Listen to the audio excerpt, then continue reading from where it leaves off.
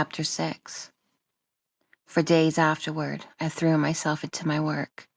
I spent hours at the office, calculating numbers and reorganizing files, trying to push August out of my mind. Nights were consumed with my hands in clay, molding and pressing out the longing to return to him once more. But no matter how hard I tried, I could not resist the pull, and so I found myself slipping into a quiet, dreamlike rhythm with him. My weeks orbited around our evenings, those singular nights when I would come to him open and aching, and he would fill me with pleasure, fill me with his words like delicate strands of poetry. But I was always left wanting more. I longed for the parts of him he would not show, what lay hidden behind his eyes. But August remained a book full of secrets, bound and locked before me. Early winter sunlight flirted with the ground beneath my feet. The wind had a deceptive warmth to it as I made my way down the sidewalk from the hardware store, my arms loaded with supplies for the office. My mind was elsewhere as I approached the curb, distracted by the ethereal glare of the sun against a vibrant blue sky. And suddenly, a hand grabbed my waist from behind, pulling my body close. The blur of a car rushed past my vision as a familiar voice spoke softly in my ear. Careful now. August's breath against my neck was like a jolt of electricity surging through me, and my heart began to pound as I realized how close I had just come to stepping out into oncoming traffic. I spun around to find August's eyes on me, concern sweeping briefly across his face before concealing it behind a playful smile. Please tell me that this is not a habit of yours. As he spoke, something shifted in his eyes, and his hand reached out to touch my cheek gently. I would really hate for anything to happen to you, Jezebel. Letting out a nervous laugh, I shifted the bags in my arms. No, I promise you it's not.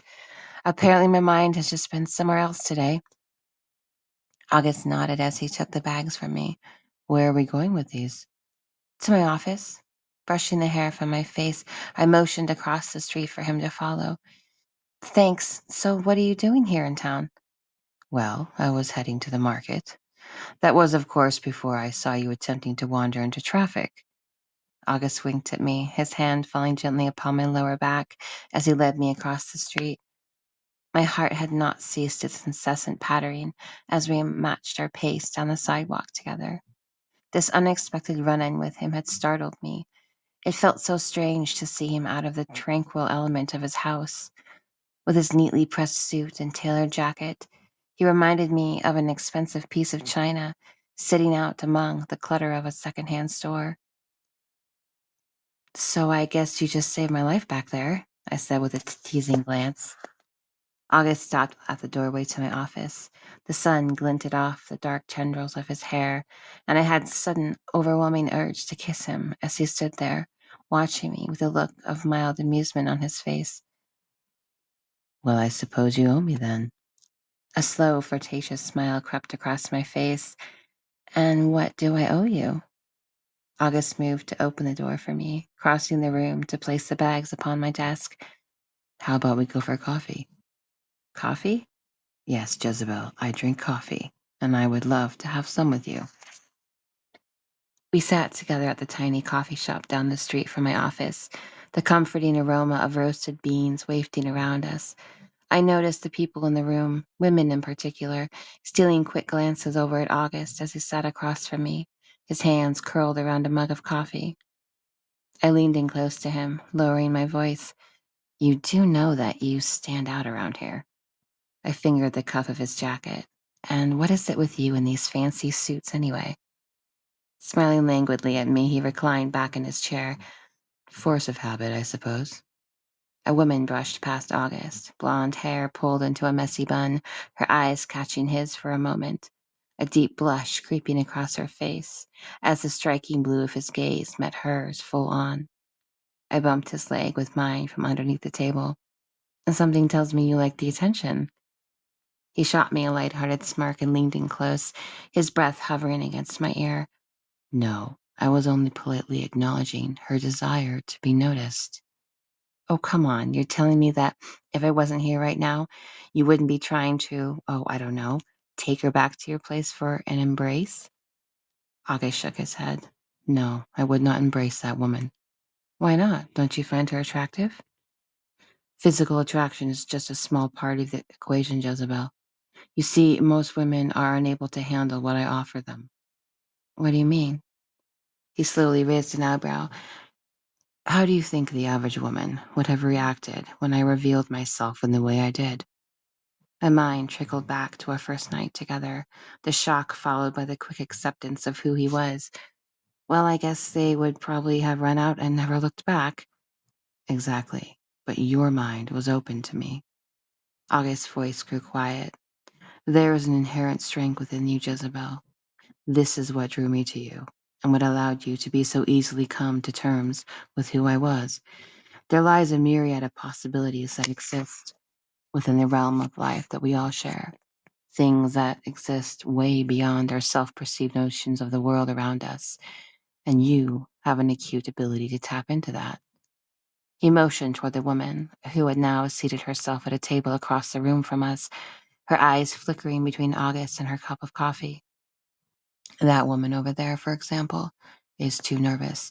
She carries a plethora of fears that keep her from being in tune with herself. She lives in an enclosed state of mind, therefore, she would be unable to accept that there is a much larger reality at play. But how do you know this? Were you just reading her thoughts right now? No, I was reading her energy. Thoughts are only transitory, while energy is infinite, and it speaks much deeper than our mind. I shifted in my seat. So you can do that as well? August took a sip from his mug before quietly placing it back down upon the table. We all have the ability to read people's energy, Jezebel. I know you can. You happen to be very good at it, in fact. Twirling my cup slowly around on the table, I took in his comment. And how do you know that? He smiled softly at me. If you are not connected to that deeper aspect of yourself, that part that allows you to observe the subtle undercurrents of energy, you would never have come back to the house after you received my invitation. Well, I didn't at first, remember? Yes, but that had nothing to do with your ability to read my intentions. And how do you know that? With a small smile, I leaned across the table in a playful challenge. You said it yourself, Jezebel. You feared your own desire. I glanced into the depths of his eyes, filled with a knowledge I found so deeply alluring. I'm curious, what is it exactly that you see when you read me? August regarded me for a moment, his voice growing tender as sunlight streamed in from the window behind us, bathing the room in a haze of fragmented light. I see a woman who wears her skin like armor, whose heart is crying out for a place to run free. I see a soul that is intrinsically delicate, yet profoundly strong. The tenderness that simmered within the intensity of his gaze caused a gentle flutter inside me. His eyes sparkled as he broke out into a wide grin, gently tapping my hand with his. Now it's your turn. What do you see? I studied him for a long moment, the silence hovering in the air between us. Despite all his sensual confidence, there was a mask of pain there, and I knew he was hiding from his own vulnerabilities. I see a man who was running from something. August grew pensive as he looked at me. Leaning across the table, his hand reached out for mine, giving it a tight squeeze. That you may be right about, Jezebel. Standing suddenly, he whisked away my empty coffee cup. Come with me. There's something I want to show you. We stood together on a precarious outcropping of rocks, the calm waters of the bay stretching out before us. August leaned in close to me, his breath warm against my cheek. Look. He pointed out to a large dark figure moving slowly below the rippling surface of the ocean.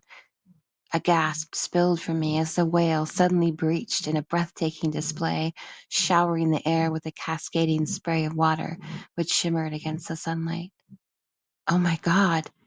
I gripped August's arm in excitement as the great power of the creature descended back beneath the sea. Do you see the calf with her? As he spoke, I could see a small shadow swimming in circles around the mother. I discovered them the other day on one of my walks. She will stay here to nurse her young until it is strong enough to make the migration. I watched the gentle gliding dance between mother and child as they hover together above the surface before dipping back down into the depths. Beautiful, aren't they? Yes. I looked up to find his gaze was resting on me, full of a tenderness that made my pulse quicken. Thank you for sharing this with me. The breeze picked up, eliciting a chill upon my skin. Removing his jacket, August draped it over my shoulders, enveloping me in his sharp pine scent. The coat wrapped me up in the soothing remnants of its warmth as he pulled me close to him. You know, I always wanted to go whale watching, but I just could never stomach the tourism aspect of it. This is so much better. Yes, it is. August reached out his hand to smooth the wind-blown hair out of my face. When you monetize the beauty of nature, it can lose its effect upon the soul. We stood together in silence, allowing the tender moment between us to whisper of possibilities. Filled with the euphoric lightness that his presence always seemed to evoke, I sank into the feel of his arms as the wild and graceful movements of the whales slipped beneath the waves, speaking in a language that only the ocean could understand. What is it that haunts you, Jezebel? Monday night had come, and August lay beside me on the bed, his head propped against the palm of his hands, the depth of his gaze fixed on me, while his fingers lightly ran down the length of my scars. My body lay delightfully relaxed after his embrace, teetering on the edge of pleasure and sleep, and his questions stirred the stillness within me. You want to know about my scars? Yes, I do. They're from a car accident a long time ago. They are beautiful, you know. He watched me with languid eyes as he continued to explore the puckered flesh of my trauma. They tell a story of survival and strength. There is nothing I find more stunning than a woman who has experienced the many layers of life. Attempting to push down the memories that rushed at me like urgent whispers, my silence filled the space between us, and August did not press any further. We both had our secrets that curled around us. I'd come to terms with this, and no longer did I fault him for his reluctance to reveal his depths, for I knew I was guilty of the same discretion. August finally broke the stillness, running his fingers softly through my hair as he spoke. When I was a child, I used to play with these older boys from my village. I wanted to impress them, so one day I told them I could climb to the very top of the tallest tree in the forest. August's eyes looked wistful as he recalled his memory. They didn't believe me, of course, but being the headstrong child that I was, I did manage to climb to the top before promptly falling to the ground and breaking both my arms. Cringing from the visual, my hand moved to rest on his bare chest. Oh, geez. That was a day I learned that my parents were different from others. My mother sat me down and healed the fractures, telling me to not speak of this to anyone, that one day when I was older, she would explain everything to me. But her power was not as strong as it could have been. Years of hiding from herself had weakened her, and she could only do so much. August revealed the inside of his arms, thin, faint scars, which I had never noticed before, threaded across his skin. And you haven't been able to heal those? He shook his head. No, I cannot heal scars. When I began to come into my own power as a young man, too much time had elapsed. These are fixed to me now, holding within them the memories of a fragmented family, one which I suppose I am still learning to make peace with. You see, whether you can see them or not, we all have scars, Jezebel. Some just happen to speak louder than others. My fingers lightly traced the lines on his arms. Well, I wish mine weren't so loud. August brushed his hand across my cheek. They don't have to be, if you only listen to the memories they long to tell. The body speaks a language much like the earth. Though coated in layers of sediment, underneath the crust lies a multitude of hidden beauty. But true beauty is a shy creature. It will only show itself when the waters of the soul are calm. Sighing, I wrapped my arms around him, pulling him closer, feeling the enticing sensation of his skin against mine and the unusual warmth that always seemed to radiate off him. The sudden closeness that had begun to grow between us stirred me, and I rolled August over onto his back, breathing in the earthy scent of him. "And how is it that you always smell so good?" He let out a deep chuckle as I hovered over his neck. Bending down, I kissed the delicate space between his jaw, brushing my lips across the salt of his skin. The sudden sharp inhale from August and the press of his arousal against my leg sent warmth flooding through me. I traveled down to his chest, my tongue lightly running over his nipple. He let out a low groan and grabbed my arms. I had not kissed him like this before. He had never let me. My fingers lightly traced over the seam of his pants, finding the heat of his erection and cupping it boldly in my hands. A hot ache began to throb within me as I reveled in the power he had suddenly relinquished to me. This intimacy filled me with an intense longing as August shuddered beneath my touch, my name coming out of his mouth, breathless and broken. "Jezebel." My mouth continued to run across his chest and down the length of his stomach, his soft hairs tickling my skin while I slowly stroked him through the fabric.